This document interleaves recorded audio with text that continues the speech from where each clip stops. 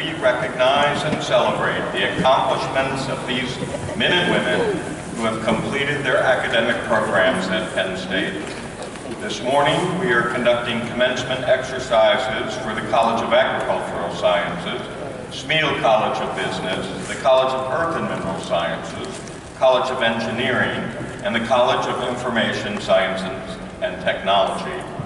Later today, we will be conducting a ceremony for the Colleges of Arts and Architecture, the Donald P. Belisario College of Communications, the College of Education, the College of Health and Human Development, the College of Liberal Arts, the College of Nursing, and the Everly College of Science. As college graduates, you join an elite group of individuals. Only 39% of Americans over the age of 25 have earned a bachelor's degree. For about 1/3 of the families here today, this will be the first time that a family member has earned a college degree. Make no mistake, those tears in your parents' eyes are not because they thought you would never leave this place. It's genuine pride in all that you have accomplished and the sacrifices made to get you to this day. It's been a privilege to have you in our great university, and before we officially send you on your way, I want to share a few observations about how you have shaped this institution during your time here. In particular, I have seen a rather interesting shift in the tenor of student concerns. As millennials, your generation often gets blamed for killing department stores, eating too much avocado toast at brunch, and walking around like you rent the place. Yet in multiple recent discussions with students, I've seen a very different picture. Last month, the leadership of the Board of Trustees met with the leadership of our student government, UPUA. The students came prepared, including distributing 3 cards that outlined their major objectives and concerns. Their focus was on 3 things: affordability, mental health and wellness, and diversity and inclusion. The objectives are rather remarkable and demonstrate a true sense of compassion for their fellow students. For example, the affordability objective doesn't mention tuition.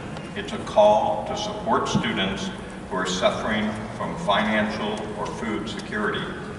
Together, these 3 cards define an overwhelming commitment to student wellness and student community. What's more, students aren't simply waiting for the administration to solve the problems. They're taking action. Just consider for a minute the class gift. Historically, the class gift demonstrated a tendency to support physical objects. Many have become landmarks that signal support for our great institution. I personally appreciate the legacy of more than 150 years of class gifts. But over the last 4 years, the senior classes have created gifts that were very different. The classes of 2016 and 2020 supported counseling and psychological services and support student mental health. The class of 2017 made their gift to enable the Lions Pantry Food Bank to serve students in need. The class of 2018 dedicated a portion of their gift to enhance textbook and educational resources to provide textbooks and low-cost or free electronic resources where they're needed. In the long history of the class gift, there has never been such a multi-year concern for the needs of fellow students. I also have the pleasure of teaching a course for sophomores called the Presidential Leadership Academy. In the last class, I asked the students to take a shot at setting tuition for future years. We began with the question, what should the university be doing more of that we're not doing now, even if it costs more money? Many of the first responses focused on student wellness and helping those overcoming personal challenges. In response to a second question, would you agree to have your tuition increased to support the wellness of others? The majority of students just nodded in affirmation.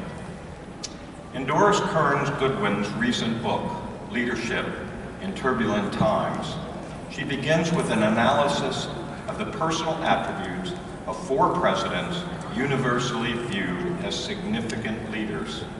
A common attribute of those presidents was not their personalities, far from it. Most notably, a common attribute was empathy.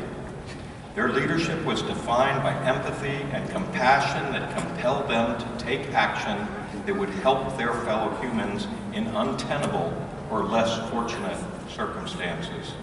Her analysis raises the question of whether empathy is a basic requirement for a great leader, those who have truly moved society forward.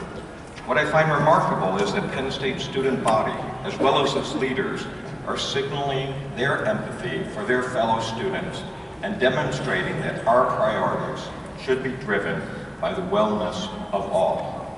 I wonder if future students, faculty, and staff, looking back at these class gifts and other actions by our students, will see this as a pivotal moment in turbulent times. Regardless, I'm incredibly proud to serve a group of students whose priorities are driven by compassion for others.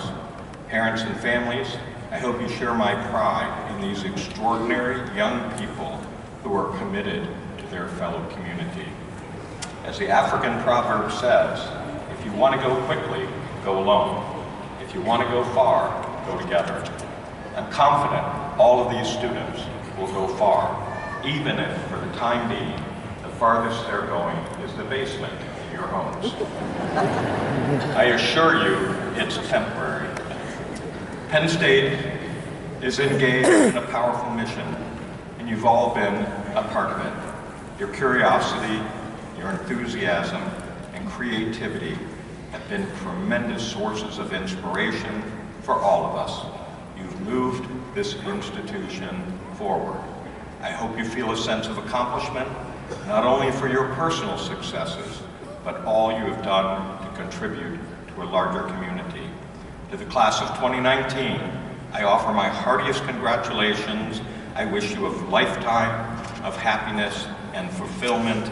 We're proud of you, and you will always be an important part of the Penn State family.